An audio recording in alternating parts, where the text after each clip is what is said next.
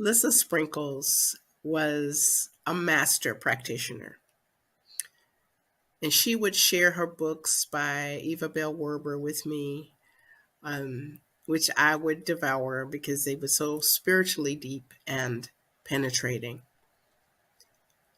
And folks describe Eva Bell Werber the way that I would describe Lissa: tender, loving, personal.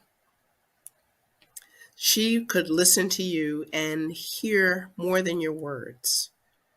She would hear your heart. She would assess the situation and the emotional thread that you've been dealing with and always keep her eyes on the prize.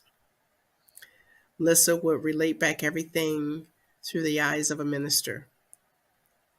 Even though she was never considering herself to be a minister, she didn't have the title, but she sure had the heart of a minister.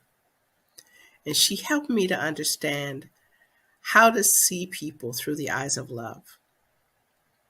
Tender, loving, and personal is the relationship that I like to think that I have with God. It's something precious, and there's an assurance of its presence. I remember one particularly challenging time when Lissa, in her generous nature, would selflessly offer her time and attention to me. Her counsel was to pray that God loves them through me.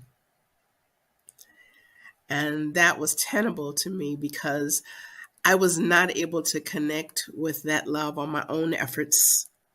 So I had to go into the heart of God. She had a way of being present that was always divine. I always felt love in her presence. I was able to meet her for two reasons. One, she was an anchor at the Guidance Church where Dr. Daniel Morgan was the minister. And she was Dr. Michael's practitioner, Dr. Michael Bernard Beckwith's practitioner. And her energy was so magnetic that she would be able to heal you, by her very presence. I've certainly noticed over the years, and of course now, how many people have a connection with her.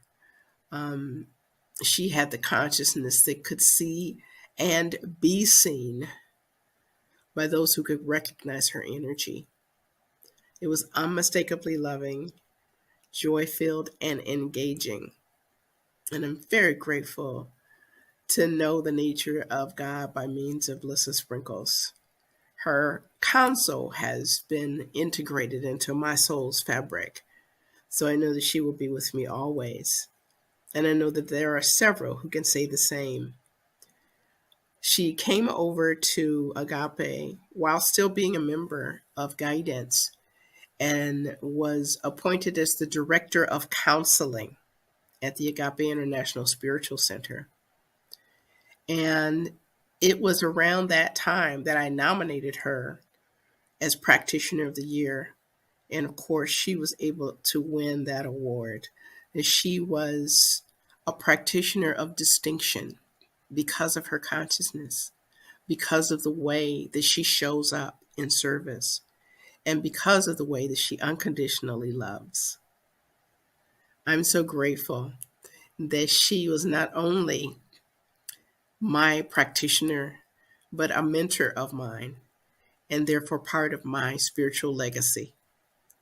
This is Reverend Celeste A. Frazier for Black History Moments.